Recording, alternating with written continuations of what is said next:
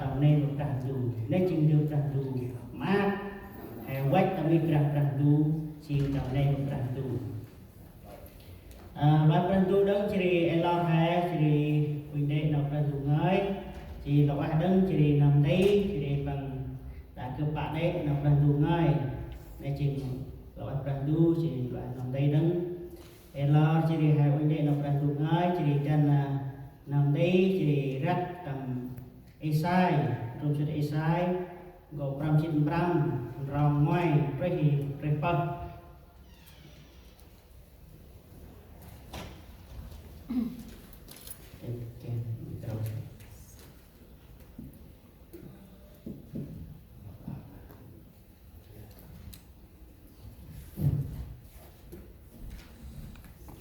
Thì lão ai mặc rành ra mình nghĩ trên hệ quạch tôi đấy chụp mình hệ dương đào đang được ngồi chụp tình răng tầm được xuất Esai 595 tròn ngoài tất tròn có tình ngầm họ tường trí tục lời này cho nên trực rễ chụp tình răng ta hơi áp nơm chỉ hi quét ta tẹt chỉ đi bú nơm mồ kiến phát ố quét hòm quét chỉ đi xa quét hòm quét tẹt play kẹt bao chỉ đi tẹt to drop mồ kiến mà ra mồ kiến mà nó mà bư khăn mày tức rác mà đưa mồ chìm đưa sao sâu sáo chỉ đi bác can mà đưa một lào hảo giác hôm là nấy xa hòm mong đưa chỉ đi bùm áp khăn mày nữa mà đơn đưa xảo quá cả cái hôm tôi khăn mày chỉ đi quay mà cướp cúp giác hôm cây mà quyên khăn mày trở đi chỉ đi cướp mà bư mà khăn mày nào tạt nắp họ đó nằm buồn tóc mà nào đó gặp chết ngân mà David áo cướp ăn bằng chuyện nơm bước ngân mà buồn còn là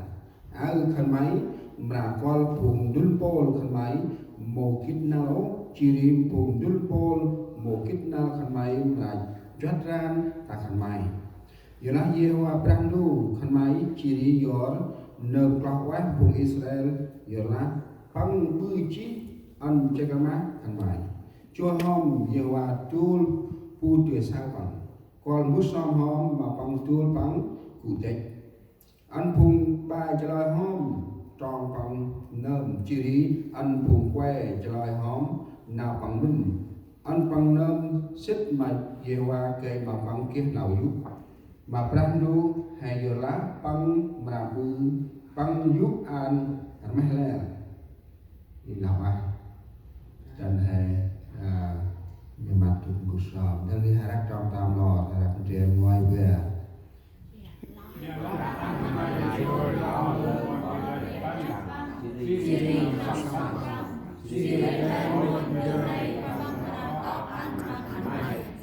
nào dân đóng nhưng trước hết hãy tin kim đừng tức trời sống không bị trong này vì Ngài sẽ ban cho con điều ấy nữa. Hôm nay chồng But seek first the kingdom of God and His righteousness, and all these things shall be added to you. nhưng mà cuộc sống lão ai mà làm đủ bước Yesu con trả hệ quả mong ai quay tận áp làm đủ mong con ông muốn ra từ mong con ông chỉ nhờ thương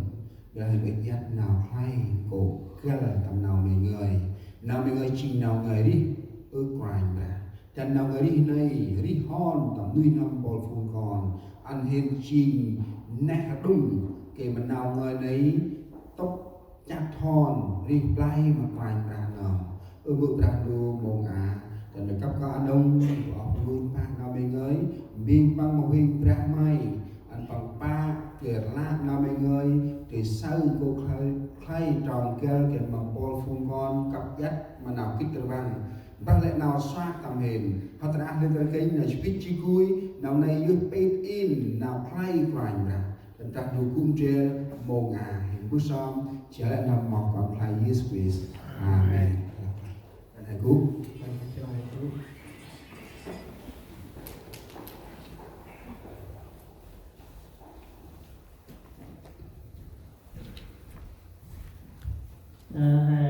Vinh chỉ là cô khỏe vinh như là tình chơi không quanh ra đề tài hôm nay là hãy chứng kiến Chúa. Chỉ là cô khỏe vinh chỉ nào đây đi chụp tên ra tay thì đầm khỏe vinh đầm thì sai đây ra bằng tên rồng chơi hôm nhiều rằng tu tôi hệ hồn từ sáng phăng quan bữa sau hôm tôi phăng hồn của đây phùng hết trở lại hòm tròn bằng phùng que trở lại hòm lẽ nào bằng vậy mình lời sách hôm mà nhiều rằng tu bằng mà du an vậy hôm mà rằng tu cần mày chi ri bằng mà du an thương theo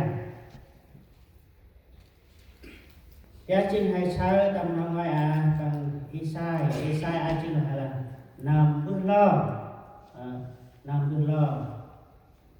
mình được Isai bằng ngay thì nào tôi hồn hay sao đang du bằng hay sao Isai bằng ơi các thì bon lan Israel chỉ là bon lan đang du chỉ sách bon lan Israel jadi tu dia makrah du chỉ mong ở khăn pang chỉ hành chui from nền tu rít tên nền tu mỗi chỉ hồn dùng gạt rằng du dưới Isai qual ya chính là nhân chui hom rành ra tu hồn chân dưới hay sao tâm bon lan Israel này rằng du rong khăn pang dia là bon lan Israel mong ở tu dia rằng du jadi Isai bằng qua tay bước tay ốc nô chỉ rất một ràng đủ dựng gạt ràng đủ mà lại chỉ đưa nào mình hết nào que bư nào que nào hết ôi mà chỉ sách mà ràng đủ jadi hai saya tambah na Israel này ràng đủ rong khăn bằng biar là khăn bằng nam chỉ mà bự ôi tù tia tao khăn bằng ôi tù tia này nó bự khăn bằng kia nào chia khăn băng kia nào chia ốc kia nào chia khăn băng mong bự khăn băng jadi tích tập pri Egypto tích quan riêng năm tập bian nó lệ vừa khăn băng một tô tràn đủ jadi khăn băng nhót nhang la pri thì u khát khăn băng ốc trần vừa khăn băng một tô một tanh tràn đủ khăn băng jadi mong bự ôi tanh dược ra rúp ra này thở hình tượng nên chính là bọn là Israel chính là nào cho chỉ hay là khăn băng một cái làm nhảy khăn băng cái hàng dưới nó trong là Isai bằng qua lên khăn mày sắt mà ràng đủ tuôn hồn ràng đủ cái không từng Isai là ràng đủ phải cách phải em hè họ em ràng đủ rong hè chỉ hè sắt mà ràng đủ mà dụ tương tiền là này ràng du mà dụ ăn đương tiền đây là hai quách mà ràng du dụ hè chỉ mà bự ràng du dụ nào tay hè một cái nào không ra nếu chừng ràng du dụ hè nếu chừng thay chỉ tầm Isai và chúng ta quan làm Israel ra tầm gần từng vùng cho hè mà bự bước na bạch ngay đặt ràng du bước na chỉ hè một chương ra ràng du hè ở chỉ mà bự chỉ thành ngoài sắc chỉ thành nền đầu jadi ràng du bằng mỗi chỗ ăn chỉ còn phần hè thành nền đầu đây là ràng du với trẻ thành quanh ràng đâm tay hè đây là Isai bằng các nào này mà vùng cho chỉ vùng nền đầu nó bự chỉ khăn băng tỏ chỉ mong lòng tỏ chỉ tên ngoài sắc rồi tên nền đầu rồi khăn băng một cái nào vậy dưới hai tầm rành ra chỉ mà bự ra từ tấm đây hè kề mà hè quét đi tầm rành ra chỉ quét đi mà ông nô đừng bol bèo để chỉ được ra từ ở tâm hè đây hè chỉ khai nhận tầm mà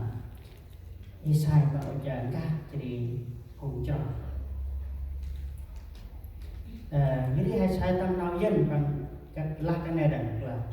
hãy tìm kiếm Đức Giê-hô-va và đang khi mình gặp được hãy kêu cầu đang khi Ngài ở gần. Kẻ ác khả bỏ đường lối mình, người bất nghĩa khả bỏ cách ý tưởng, hãy trở lại cùng Đức Giê-hô-va. Ngài sẽ thương xót cho. Hãy đến cùng Đức Chúa Trời chúng ta vì Ngài tha thứ dồi dào. Randu bách chỉ hay vách mà Randu chỉ làm rong mà nào giúp. Randu chỉ bách trẻ chỉ sách mà nào tình hết chỉ sách mà Randu chỉ giúp án nào tình hết hệ. Pamukin panjang. Jadi hasil randu chỉ pamukin panjang. Bu masak randu rom randu giúp ăn nào đấy. Nay chỉ khi nào thay hay trong mà phải ra thì là làm gần bon lan Israel gần chính tốc hành trình. Ra Giêsu nay chính tốc hành trình lúc leo tốc hành trình tầm ấp nấu đi hè hy vọng tầm rành ra hè. Đó là hai kia nào hy vọng nào nơm chỉ đi tầm rành ra hè. Đó là nét tu lương tầm là bắt ga nét tu chỉ hai kia rành ra hè một cái bắt ga rồi tầm nấu đi hè mà cái phụ nốc tầm rành ra.